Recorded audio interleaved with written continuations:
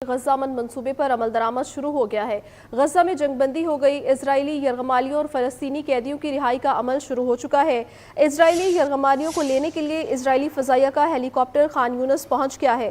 معاہدے کے تحت حماس 20 زندہ یرغمالیوں اور 28 لاشیں اسرائیلی حکام کے حوالے کرے گی۔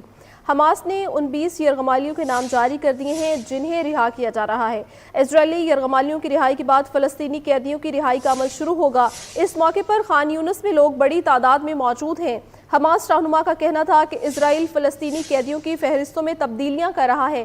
مغویوں کی واپسی کے بدلے اسرائیل 250 فلسطینی قیدیوں کو رہا کرے گا، جن میں عمر قید کی سزا کاٹنے والے بھی شامل ہیں۔ اس کے علاوہ جنگ کے دوران گرفتار کیے گئے 1700 سے زائد ایسے قیدی جن پر کوئی الزام عائد نہیں کیا گیا رہا کر دیے جائیں گے۔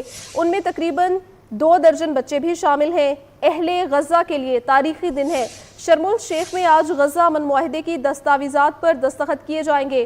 غزہ امن معاہدے پر دستخط اور امن منصوبے پر عمل درآمد کوششوں کا جائزہ لیا جائے گا۔ اجلاس کی صدارت امریکی صدر ڈونلڈ ٹرمپ اور مصری صدر عبدالفتح السیسی کریں گے۔ اجلاس میں وزیر اعظم شہباز شریف کے علاوہ ترکیہ کے صدر طیب ایردوان، فلسطینی صدر محمود عباس، اٹلی کی وزیر اعظم جارجیا میلانی، جرمن چانسلر اور فرانس کے صدر میکرون سمیت 20 سے زائد ممالک کے سربراہان شرکت کریں گے۔ اسرائیل کی جانب سے اجلاس میں شرکت نہیں کی جائے گی۔ ٹرمپ اسرائیلی پارلیمنٹ سے خطاب کریں گے اور پھر مصری تفریحی مقام شرم الشیخ جائیں گے، جہاں وہ مشرق وسطیٰ میں امن کے حوالے سے ایک سربراہی اجلاس کی میزبانی کریں گے۔ اس اجلاس میں کم از کم 20 عالمی رہنما شرکت کریں گے۔ اپڈیٹ کریں آپ کو اہم خبر ہے، اہل غزہ کے لیے ایک تاریخی دن ہے۔ 2 سالہ جنگ کے بعد ایک نازک لمحہ ہے۔ غزہ امن منصوبے پر عمل درآمد شروع ہو چکا ہے۔ اسرائیلی یرغمالیوں اور فلسطینی قیدیوں کی رہائی کا عمل شروع ہو چکا ہے۔ اسرائیلی یرغمالیوں کو لینے کے لیے اسرائیلی فضائیہ کا ہیلی کاپٹر خان یونس پہنچ گیا۔ معاہدے کے تحت حماس 20 زندہ یرغمالیوں اور 28 لاشیں اسرائیلی حکام کے حوالے کرے گی۔ حماس نے ان 20 یرغمالیوں کے نام جاری کر دیے ہیں جنہیں رہا کیا جا رہا ہے۔ اسرائیلی یرغمالیوں کی رہائی کے بعد فلسطینی قیدیوں کی رہائی کا عمل شروع کر دیا جائے گا۔